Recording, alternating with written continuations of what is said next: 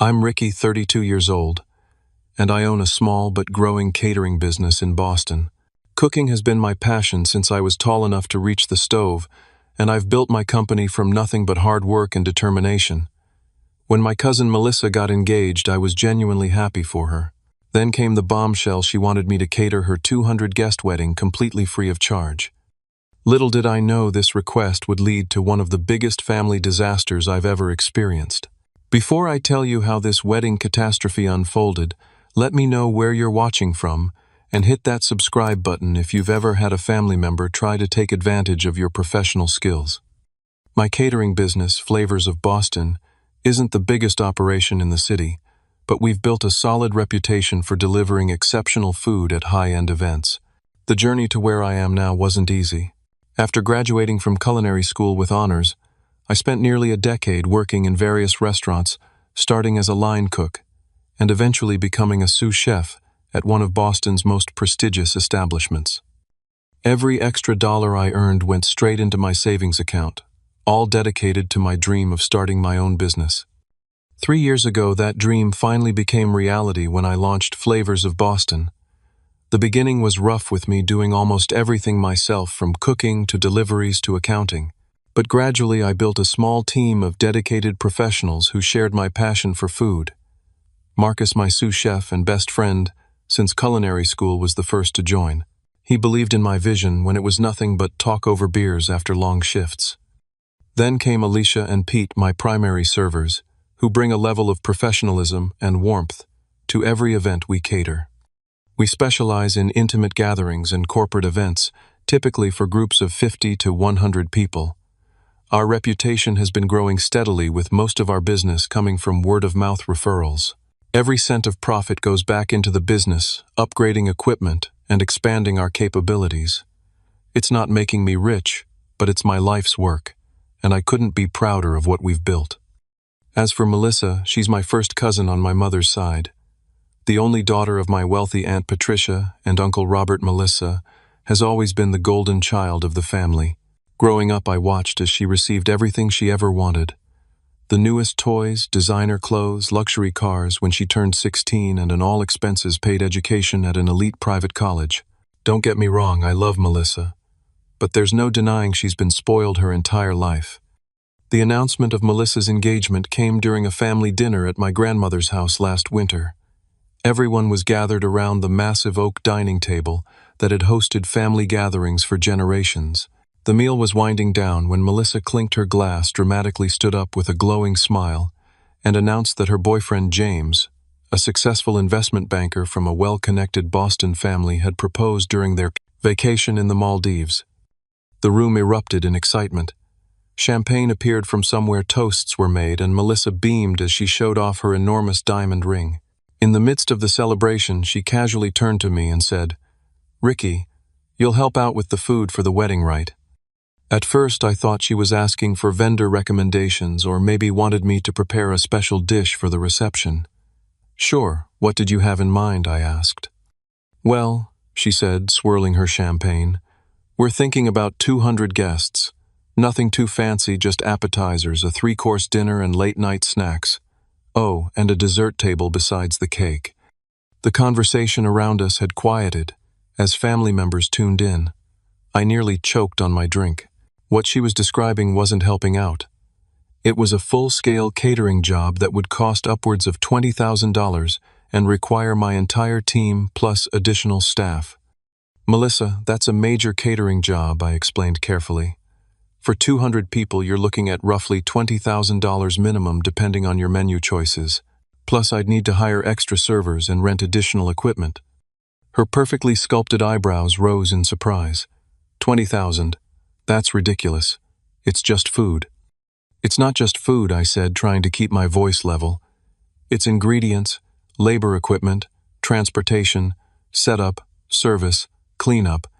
"But we're family," she interrupted, as if that single fact should invalidate the laws of business and economics. Then came the line that would echo in my head for months to come. "It'll be great exposure for your little business." I felt my face flush. Everyone was watching now. My business doesn't need exposure. We're fully booked 3 months out. Aunt Patricia chimed in. Ricky, don't be difficult. This is Melissa's special day. I looked around the table, hoping someone would back me up, but most eyes were cast downward, avoiding the conflict. My brother Jake caught my eye and gave me a subtle nod of support but remained silent. Can we discuss this later? I suggested, not wanting to ruin the engagement announcement. Melissa reached across the table and grabbed my hand, her eyes suddenly brimming with tears. Don't you want to be part of my special day? I always imagined having your food at my wedding. And there it was, the emotional manipulation that I should have seen coming from a mile away. Trapped between family expectations and business sense, I mumbled something about discussing details later and excused myself to help with the dishes, my mind already spinning with the disaster that was unfolding. The calls started the very next morning. First was Aunt Patricia, her voice honey-sweet, but with that underlying steel I'd known since childhood. Ricky, darling, I just wanted to check in about Melissa's wedding. You know how important this is to her. I understand it's important, Aunt Patricia, but what she's asking would cost my business thousands of dollars. I'd need to pay my staff, buy ingredients, rent equipment. Well, I just assumed you'd want to give her this as your wedding gift, she interrupted. After all, we've done so much for you over the years. I racked my brain trying to remember what exactly they had done for me besides the occasional birthday check and Christmas gifts. Unlike Melissa, I had worked through college, took out student loans for culinary school, and built my business without family financial support. I'm happy to give her a wedding gift, I replied. But this would be like asking Uncle Robert to give her a free house as his gift. The comparison didn't land well. That's completely different, and you know it, she snapped, her sweet tone evaporating. Your uncle is a successful real estate developer. You just cook food. I bit my tongue to keep from responding with something I'd regret. I need to get to work, Aunt Patricia. We can talk more later. Uncle Robert called that afternoon, his approach more direct. Son, you need to step up for family. This wedding is connecting us to the Sullivan family. Do you know how influential they are in Boston? James's father sits on the boards of 3 major banks. The implication was clear: this wedding was as much a business merger as a romantic union, at least in my uncle's eyes. The pressure continued through the week, with various family members calling to just check in and inevitably steering the conversation toward how I could help make Melissa's day special. At the restaurant the following Monday, I was prepping for a corporate lunch when Marcus noticed my distraction. You've seasoned that same batch of potatoes 3 times, he pointed out, leaning against the stainless steel prep table. What's going on? I put down the salt and explained the situation. Marcus listened without interrupting, his expression growing increasingly incredulous. Your cousin wants you to cater for 200 people for free. That's not a favor, that's exploitation, he said when I finished. Remember what happened with my sister's baby shower? I made those specialty cupcakes as a gift, and suddenly everyone expected free baked goods for every family event. It took years to break that cycle. But this is different, I said, not entirely convinced of my own argument. It's her wedding. Which makes it worse. Weddings are the most expensive and demanding events we do. If anything, she should be supporting your business by hiring you properly and paying full price. Deep down, I knew he was right. That evening, I called Melissa and suggested a compromise. I can't do it for free, but I could offer you my services at cost or give you a significant family discount. She agreed to meet to discuss options, suggesting a trendy coffee shop in Back Bay. The following day, I arrived to find Melissa already seated with her fiancé, James. A tall, athletic man with an easy smile and the confident air of someone who's never worried about money a day in his life. Ricky, so good to finally meet you, James said, standing to shake my hand. Melissa says you're a culinary genius. That's very kind, I replied, somewhat surprised by the compliment. Congratulations on your engagement. We ordered coffee, and I pulled out a folder containing sample menus and cost breakdowns I'd prepared. I've put together some options that might work with your vision, I explained. This first one would be my actual cost. Ingredients, staff, wages, equipment, rental. The second has a 25% discount from my normal rates. James studied the papers with interest. These look excellent, actually. The seafood station is particularly $20,000 is still ridiculous, Melissa cut in, not even glancing at the menus. We contacted other caterers who would do it for half that. Then perhaps you should hire them, I suggested gently. But they're not family, she countered. Do you know how many of my friends will be at this wedding? People who throw parties constantly. Other caterers would kill for this opportunity. I took a deep breath and decided to break it down as clearly as possible. Let me explain what goes into a wedding like yours. For 200 guests, we need approximately 400 pounds of ingredients costing roughly $6,000. My staff would include 8 servers working 12-hour days at $25 an hour. That's $2,400 in labor alone. Then there's equipment rental, transportation, liability insurance. But it'll be featured in Boston Society magazine. Melissa interrupted as if that settled everything. James's mother is on the board. Think of the publicity. Melissa James interjected carefully. Maybe we should consider Ricky's discount option. It seems reasonable. No, she said firmly. My cousin should want to be part of this special day. If he really cared about me, he wouldn't be nickel and diming my wedding. The conversation deteriorated from there. Melissa's voice rose with each exchange, drawing glances from nearby tables. When I tried once more to explain the financial reality, she burst into tears. I can't believe you're ruining this for me, she sobbed loudly. All I wanted was your support on the most important day of my life. James looked uncomfortable, caught between supporting his fiancée and recognizing the unreasonableness of her request.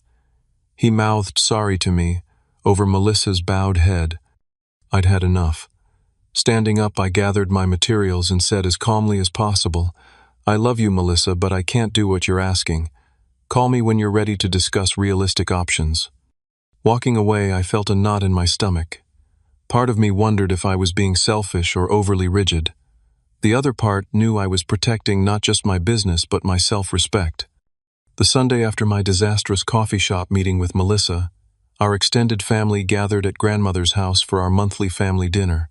These dinners had been a tradition since before I was born, a time when everyone set aside differences and came together over good food and conversation. This particular Sunday, however, the atmosphere was charged with tension from the moment I arrived. Grandmother's colonial-style home in Brookline had always been a sanctuary filled with the comforting smells of home cooking and the warmth of family. As I entered the familiar living room with its well-worn furniture and family photos covering every surface, conversations hushed momentarily before resuming with forced cheerfulness. Aunt Patricia barely acknowledged my greeting, busying herself with rearranging an already perfect table setting. Uncle Robert gave me a curt nod before returning to his conversation with my father. Only grandmother welcomed me with her usual warm embrace, whispering, "Whatever's happening, it will pass. Family always finds a way back to each other." I wished I could share her optimism. Dinner began pleasantly enough with discussions about the unusually warm spring weather and my cousin Thomas's new job. Then, inevitably, the conversation turned to Melissa's wedding plans. We found the most exquisite venue, Aunt Patricia announced. The Harrington Estate. They only host 5 weddings a year, but they made an exception for us because of Robert's connections. And the flowers will be imported directly from Holland, Melissa added. The florist says the arrangement will be absolutely breathtaking. My mother, always the peacemaker, asked, "Have you sorted out the catering arrangements?" The table fell silent. All eyes turned to me. "We're still figuring that out," Melissa said stiffly. I offered Melissa a significant family discount, I explained, trying to keep my voice neutral, but we couldn't come to an agreement on terms. Aunt Patricia put down her fork with a clatter. "Terms? She's your cousin, not a business client." "My business is my livelihood," I replied. "I employ people who depend on their salaries to pay rent and feed their families." "It's just one day," Uncle Robert joined in. "Surely you can make an exception." "Would you give away a house for free, Uncle Robert?" I asked. "Even to family?" His face reddened. "That's completely different. Real estate is a serious business. And catering isn't." My voice rose despite my efforts to stay calm. "All Melissa wants is your signature dish. At her special day," my aunt continued. "Is that really too much to ask?" Her special day involves feeding 200 people a 3-course meal plus appetizers and desserts, I clarified. That's thousands of dollars in costs that I would have to cover personally. My father cleared his throat. Ricky has a point about the costs involved. Perhaps there's a middle ground. I already offered several compromises, I said. All rejected. Because they weren't really compromises, Melissa snapped. You were still asking for thousands of dollars. My brother Jake, who had been uncharacteristically quiet, finally spoke up. Are you serious right now? Ricky built his business from nothing. No one handed him anything. And now you expect him to potentially bankrupt himself for your wedding.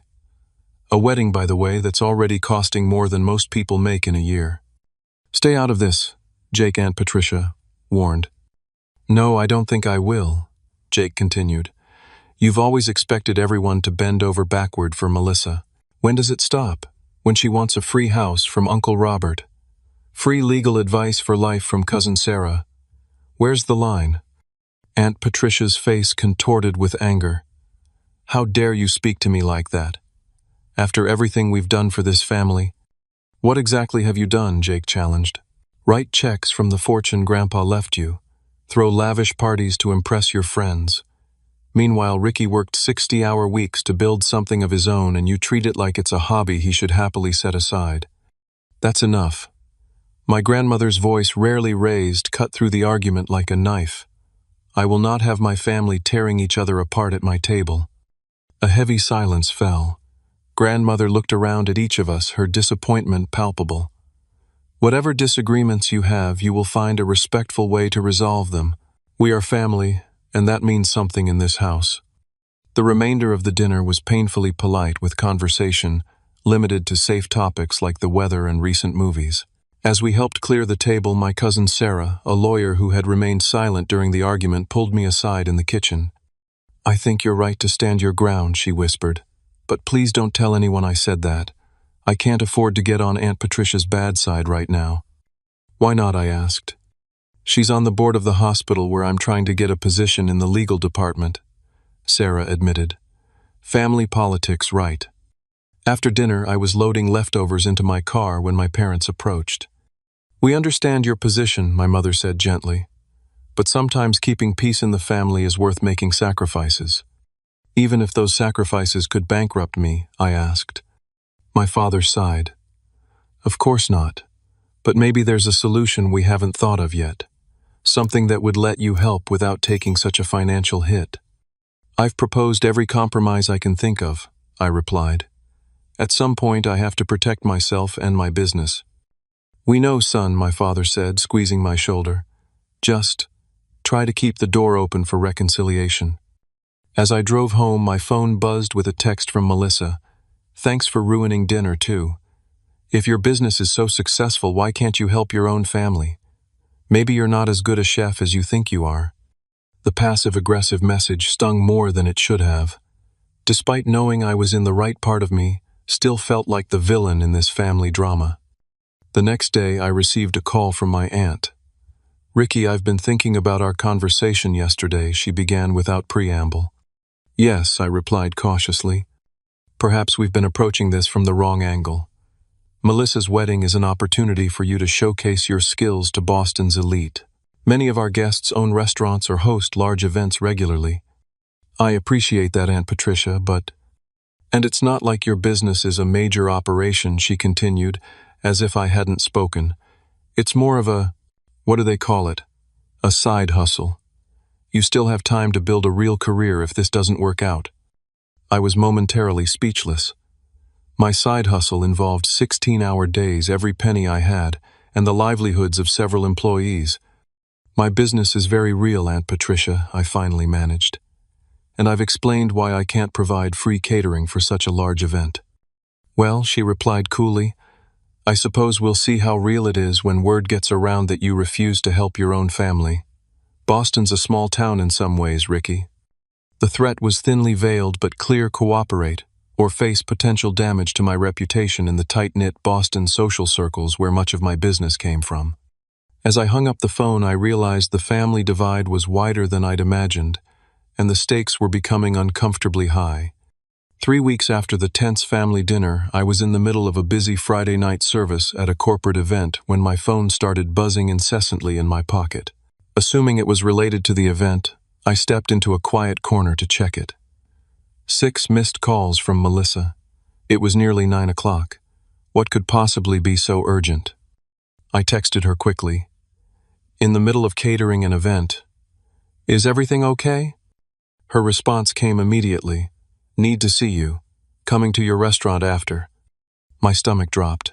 Confronting Melissa during an active event was the last thing I needed, but there was little I could do to stop her. I alerted Marcus, who nodded grimly. I'll handle things here if she causes a scene, he assured me. The rest of the event passed in a blur of anxiety. We finished serving the main course and I was discussing dessert timing with the client when Marcus caught my eye and nodded toward the entrance. Melissa had arrived impeccably dressed in designer clothes that probably cost more than our monthly rent for the restaurant space. Keep things running, I told Marcus. I'll deal with this quickly. I approached Melissa, conscious of the curious glances from staff and guests. This isn't a good time, I said quietly. We're in the middle of service. This won't take long, she replied, her voice carrying more than necessary. I just need to know definitively.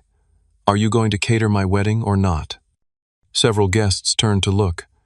I guided Melissa toward the small office at the back of the venue, closing the door behind us.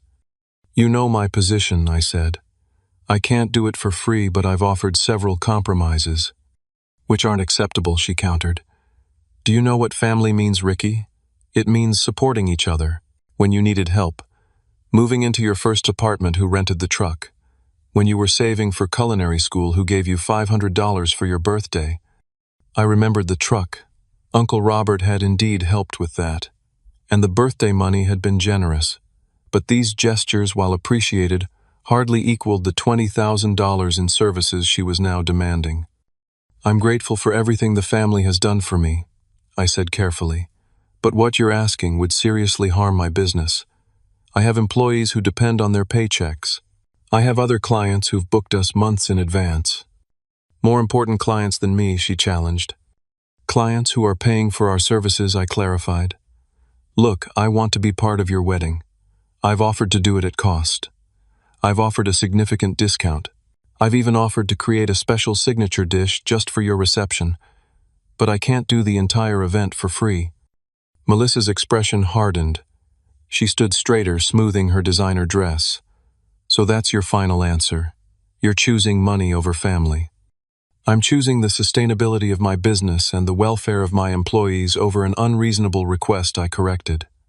She gave me a look I'd seen many times throughout our childhood. The same look she'd given when she didn't get her way with our grandparents. The same expression before she inevitably got whatever she wanted despite initial refusals. Fine, she said, her voice cold. I'll find someone better. Someone who understands what family really means. Then came the infamous eye roll that would later prove so prophetic. As she turned to leave, she paused at the door. Don't expect an invitation to the wedding. I wouldn't want to burden you with attending an event you clearly care so little about. After she left, I leaned against the desk, my hands trembling slightly with the adrenaline of confrontation. The relief of finally standing my ground was mixed with genuine anxiety about the family repercussions. Would this permanently damage my relationship with Melissa? Would Aunt Patricia and Uncle Robert follow through on their veiled threats about hurting my reputation in Boston? The following day, I met with my friend Rachel, a lawyer who specialized in small business issues. Over coffee, I explained the situation, including my aunt's implied threat. Could they actually damage my business reputation, I asked. Rachel considered this. Legally speaking, if they spread false information about your business practices, that could constitute defamation, but realistically it would be hard to prove, and family disputes like this rarely benefit from legal escalation. So what should I do? Document everything she advised. Save texts, emails, any written communications about this issue. If anyone does try to damage your professional reputation, you'll want evidence of what actually transpired. She paused, stirring her coffee thoughtfully. But honestly, Ricky, the best protection is the quality of your work. Boston's food scene is tight-knit, but professionals talk to each other. If your food and service are consistently excellent, A family squabble won't change that." Her words reassured me somewhat, but the knot of anxiety remained. That evening, I threw myself into work collaborating with Marcus on a high-profile charity gala we were catering the following week. The kitchen was my sanctuary, a place where problems had clear solutions, where creativity and precision yielded tangible, immediate results. As we tested a new appetizer recipe, Marcus watched me with concern. "You know you're doing the right thing, right?" I nodded, though, without full conviction. "This business isn't just about you," he continued. "It's about all of us. Alicia's saving for grad school. Pete just had a baby. If we did a 200-person wedding for free, we'd all feel it." He was right, of course. The business I'd built wasn't just my livelihood. It supported a small community of dedicated professionals who trusted me with their financial well-being. 2 days later, an elegant cream envelope arrived in my mail, Melissa's wedding invitation. I was surprised, given her parting words during our last encounter. Opening it, I found a formal invitation, along with a handwritten note. "Ricky, despite our disagreement, you're still family. I've found another caterer who's excited about the opportunity to showcase their talents at our special day. Perhaps attending as a guest will help you understand what you're missing out on professionally. Melissa." The passive-aggressive tone was unmistakable. This wasn't an olive branch. It was another attempt to make me feel guilty and inadequate. For days I agonized over whether to attend. On one hand, missing a family wedding would only deepen the rift. On the other, watching another caterer serve food at an event I'd been deemed not good enough to cater felt like deliberate humiliation. After much consideration, I made my decision. I wouldn't attend the wedding. Instead, I accepted a catering job for that day, a small, intimate anniversary party that would keep me busy and productive rather than stewing in family drama. I texted Melissa my regrets. "I'm sorry I won't be able to attend your wedding. I've accepted a catering job that day that I can't reschedule. I sincerely wish you and James all the happiness in the world and hope your day is everything you've dreamed of." Days passed with no response. The silence was somehow worse than anger, feeding my anxiety about the lasting damage to our relationship. But I stood firm in my decision, knowing it was necessary for both my business integrity and my self-respect. The day of Melissa's wedding arrived with perfect weather, clear blue skies and mild temperatures that wedding planners dream of. While she would be walking down the aisle at the prestigious Harrington estate, I was setting up for a 30th anniversary party at a waterfront home in Marblehead. The event was small, just 40 guests, but the clients were warm and appreciative, treating my team with respect and genuine gratitude for our work. Despite my best efforts to focus on the job at hand, my thoughts kept drifting to the wedding. Had I made a terrible mistake by not attending? Would this decision haunt our family relationships for years to come? Around noon, my phone buzzed with a text from Jake. "Everything looking good so far. Venue is incredible. We'll keep you posted." I felt a wave of gratitude for my brother. Though he defended me vigorously during family discussions, he'd still chosen to attend the wedding, partly to support Melissa, but also I suspected to be my eyes and ears at the event. The anniversary party was going smoothly. We'd served a selection of upscale appetizers and were preparing the main course when Jake's next update came through. "Ceremony. Beautiful. Melissa gorgeous. Reception starting now. Caterer seems professional. Staff in matching uniforms, everything set up nicely." A part of me felt relieved. Perhaps everything would turn out fine after all, and the family drama would fade once the wedding was over. By 6 o'clock, we were serving dessert at the anniversary party. The couple had requested a special chocolate soufflé, a technically challenging dish that required precise timing. As I carefully removed the perfectly risen soufflés from the oven, my phone vibrated repeatedly in my pocket. Once the desserts were safely delivered to appreciative guests, I checked my messages. Jake had sent several texts in quick succession. Something weird happening with food. Only half the appetizers that were listed on menu actually served. Main course an hour late. People getting restless. Food finally arrived. Portions tiny. Several people at my table got chicken that's still pink inside. Disaster unfolding. 2 guests already complained about undercooked food. Melissa in tears in bathroom. James's mother confronting caterer. Apparently they massively underbid to get the contract and weren't prepared for this size event. My stomach churned as I read the messages. While a petty part of me felt vindicated, the larger part felt genuine sympathy for Melissa. No one deserves to have their wedding day ruined regardless of prior behavior. More texts followed throughout the evening. Several guests now sick. Someone called health inspector. James's father furious. Heard him telling Melissa they should have hired a professional instead of trying to save money. Caterer left. Just packed up and left after health inspector arrived. No dessert served. Reception ending early. James's mother telling everyone they're reconsidering their wedding gift, the house down payment. Melissa hysterical. As our event concluded successfully with happy clients and generous tips for the staff, I couldn't help but contrast it with the disaster unfolding at what should have been Melissa's perfect day. The final text from Jake came as we were packing up our equipment. Complete catastrophe. Many guests left early. James's parents having very public argument with Aunt Patricia and Uncle Robert about embarrassing their family and friends. Heard your name mentioned several times. Not in a good way. At first then someone said they should have listened to you. I didn't respond to Jake's messages. What could I say? I told you so? Seemed cruel given the circumstances. Instead I focused on finishing our event professionally, ensuring every detail was perfect and every client need met. By the time I arrived home exhausted from the long day, my phone showed multiple missed calls from various family members. Aunt Patricia, Uncle Robert, my parents, and even Melissa herself. I couldn't face any of them tonight. Whatever fallout was occurring needed to wait until morning when emotions might be less raw and I could approach the situation with a clear head. I turned off my phone, took a long shower and collapsed into bed, mentally preparing for the storm that would inevitably break the next day. Despite the vindication, I felt my last thoughts before drifting off to sleep were of Melissa's tears and disappointed guests. No matter how unreasonable she had been, I never wanted this outcome for her. I woke up the next morning to the persistent buzz of my phone vibrating on the nightstand. Bleary-eyed, I checked the screen. 23 missed calls, 47 text messages, and multiple voicemails. The wedding aftermath was in full swing, and apparently I was central to whatever was happening now. The most recent call was from Melissa, just 5 minutes ago. With a deep breath, I listened to her voicemail first. "Ricky, it's me."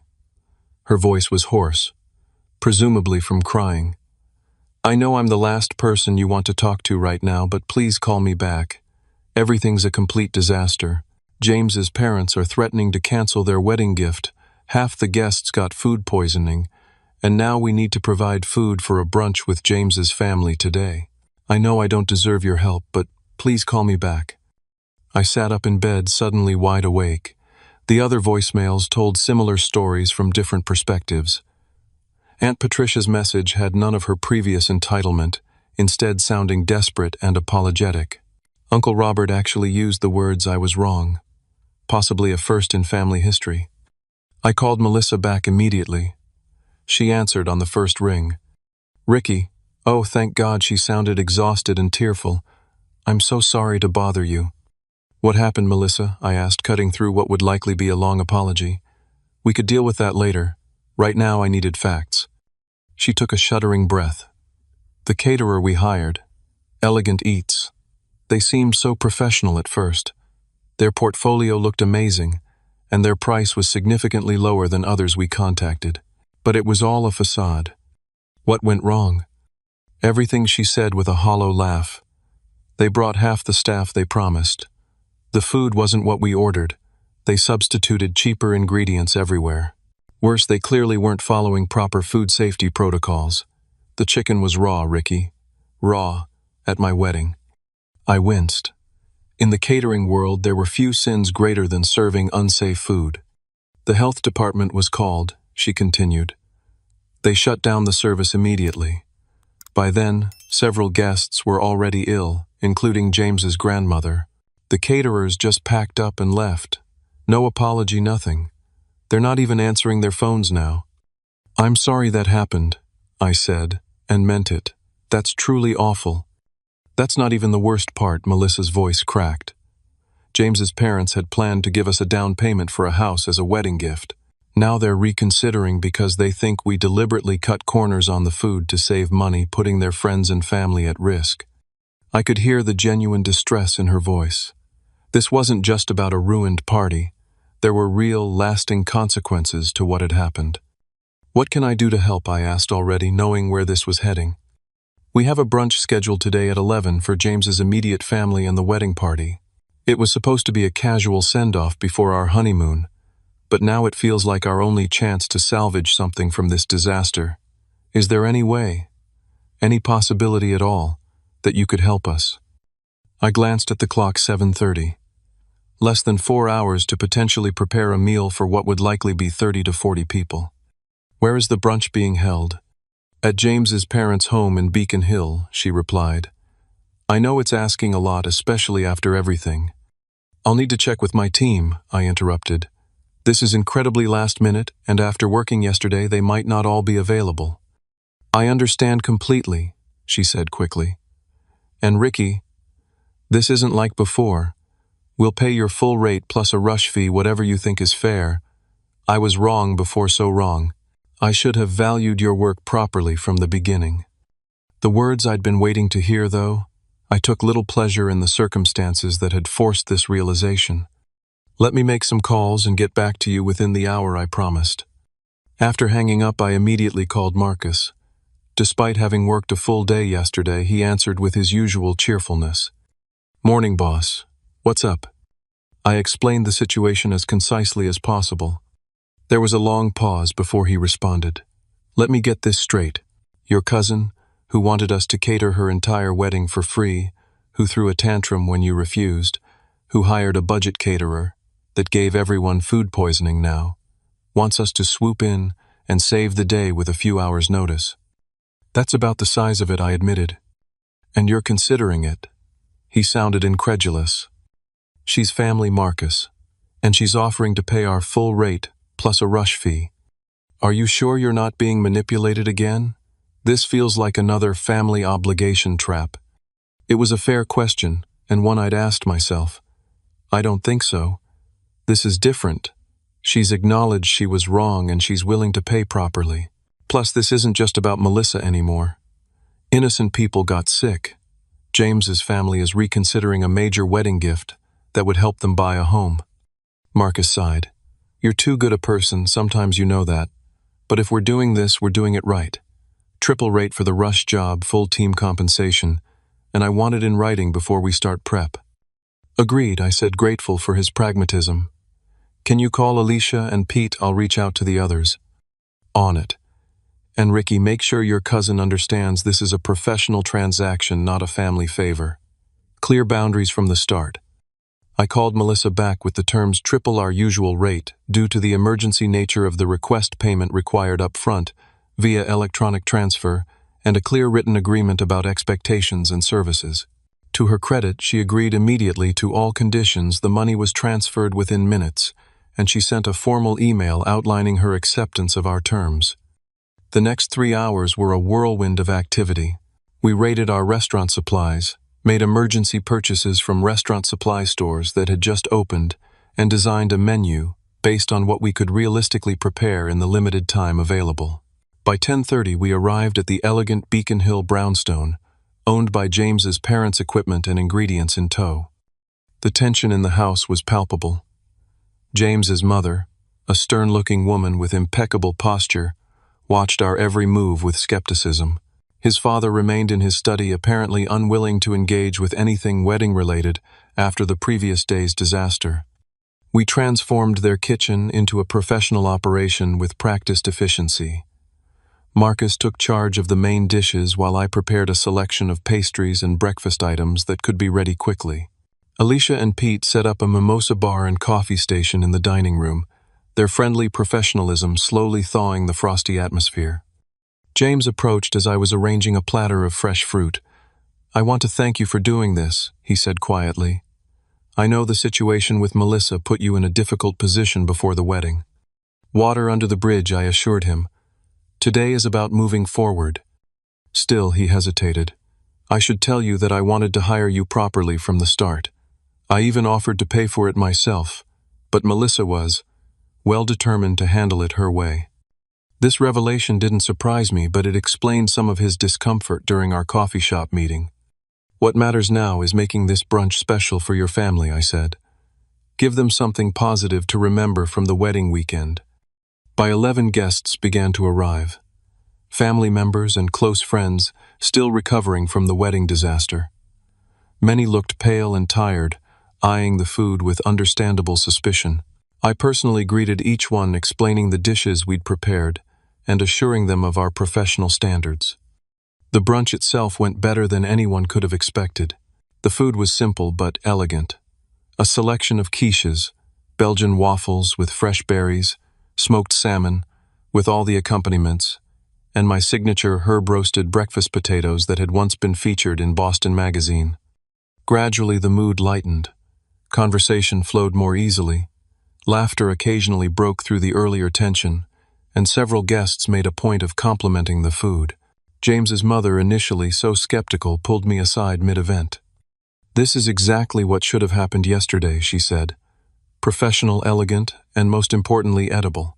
Her attempt at humor was stiff but genuine. By the end of the brunch, the transformation was remarkable. James's father had emerged from his study, actually smiled at Melissa, and engaged in conversation with her parents. Whatever rift had formed was beginning to heal, buffered by good food and the relief of having salvaged at least part of the wedding celebration. As we packed up our equipment, Melissa approached me in the kitchen, her eyes red but dry. "I don't even know how to begin thanking you," she said. "The payment already cleared," I replied with a small smile. "That's thanks enough." "No, it's not about the money." She shook her head. "You saved us today. After I treated you so terribly, you still came through when we needed help. I don't deserve your kindness." I paused in my work, turning to face her fully. "Family is complicated, Melissa. We fight, we make mistakes, we learn. Hopefully." "I've definitely learned," she said with a rueful laugh. "The hard way. I should have valued your work from the beginning. I was so focused on having the perfect wedding that I lost sight of what really matters." Marcus caught my eye from across the kitchen, giving me a subtle nod of approval. The genuine remorse in Melissa's voice was unmistakable. "Consider it a very expensive lesson," I said, returning to packing up my knives. "One that hopefully none of us will need to repeat." "Definitely not," she agreed. "And Ricky, your food really is amazing. I should have been proud to pay for it, not trying to get it for free." As we finished loading our vehicles, James approached with an envelope. "This is in addition to the agreed payment," he said, handing it to me. "A token of our appreciation for saving the day." Inside was a generous tip for the entire team, along with a handwritten note promising referrals to their extensive social network, not for exposure but as a genuine recommendation of our professional services. It seemed the lesson had indeed been learned, though at a higher cost than anyone had anticipated. 6 months after the wedding debacle, my phone rang with a call from Melissa. Our relationship had been slowly mending with occasional family dinners and tentative text exchanges, but this was her first direct call since the brunch. "Ricky, I hope I'm not interrupting anything important," she began. "Just reviewing some menu ideas," I replied. "What's up?" "I have a potential client for you. My friend Charlotte is hosting a charity gala next month for the Children's Hospital. After hearing about how you saved our brunch, she's interested in hiring flavors of Boston." I was momentarily speechless. This was exactly the type of high-profile event that could elevate a catering business to the next level. "That sounds great," I managed. "Would you mind connecting us via email?" "Already done," she said, and I could hear the smile in her voice. "I sent her your contact information this morning with my highest recommendation. And Ricky, I made sure she knows your work commands premium rates." True to her word, Charlotte's email arrived that afternoon outlining an event for 150 of Boston's most influential philanthropists. Unlike Melissa's original request, this included a proper budget allocation for catering recognition of our business in the event program and a clear understanding of the value we would bring. This referral was just the beginning. Over the next few months, Melissa became one of our most enthusiastic advocates, recommending flavors of Boston to her extensive network of friends and associates. These weren't vague promises of exposure, but concrete paying jobs with clients who respected our work and compensated us accordingly. The change in Melissa herself was equally remarkable. The wedding disaster had been a harsh but effective lesson in humility. She began showing genuine interest in my business, asking thoughtful questions about our operations, and even offering to help at a charity event we catered for a local food bank. During a family dinner at my grandmother's house, I watched in amazement as Melissa corrected Aunt Patricia when she suggested that her friend's daughter might want me to help out with her engagement party. "Ricky doesn't help out," Mother Melissa interjected firmly. "He runs a professional catering business, with employees who depend on him. If Sharon wants flavors of Boston at her event, she should contact them through proper channels and expect to pay their standard rates." Aunt Patricia looked startled but nodded in agreement. The family dynamics had shifted subtly, but significantly.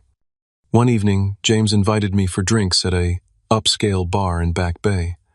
Over craft cocktails, he confided that the wedding experience had changed their relationship for the better. "It forced us to have some difficult conversations about money, family expectations, and how we make decisions together," he explained. "Oddly enough, I think we're stronger for having gone through it." "And what about the house?" I asked, remembering the threatened wedding gift. He smiled. "We got the down payment. After seeing how Melissa handled the aftermath, taking responsibility, making things right, my parents were impressed. They said it showed character. The most profound change, however, was in my own approach to business and family boundaries. The experience had forced me to articulate and defend my professional worth, not just to others, but to myself. I no longer felt guilty for treating my catering company as a legitimate business, rather than a convenient skill to be called upon at family members' whims. Marcus noticed the difference in my demeanor during client meetings. "You're not apologizing for your rates anymore," he observed after we landed a significant corporate contract. "It's about time." "I learned that respecting my own work is the first step to getting others to respect it," I replied. The business thrived under this new confidence. We expanded our team, adding 2 more full-time staff members and a dedicated event coordinator. Our calendar was booked 3 months in advance with a waiting list for popular dates. Roughly 6 months after the wedding, I met Melissa for coffee. She arrived carrying a small gift bag, which she pushed across the table toward me. "What's this?" I asked. "Just a small thank you," she said. "Go ahead, open it." Inside was a framed copy of a feature article from Boston Society magazine, the same publication she had once dangled as exposure for catering her wedding. The article was a glowing profile of Flavors of Boston, highlighting our innovative approach to local ingredients and naming us as one of the city's top up-and-coming catering services. "I might have mentioned your name to the editor," Melissa admitted with a smile. "But the recognition is all earned. They've apparently been hearing about you from multiple sources." I was touched by the gesture, particularly knowing how much it represented Melissa's growth. "Thank you," I said sincerely. "This means a lot." "I should be thanking you," she replied. "You taught me an important lesson about respecting other people's work and talents. It's changed how I approach everything, not just catering." As we parted ways that day, I reflected on the journey we'd taken. What had begun as an unreasonable request had ultimately strengthened my business, improved family relationships, and taught valuable lessons all around. The experience reinforced what I had always suspected but sometimes struggled to implement, that real family supports your success rather than undermining it, that proper boundaries actually improve relationships rather than damage them, and the forting and the mining. That standing up for yourself earns more genuine respect than constantly giving in to unreasonable demands.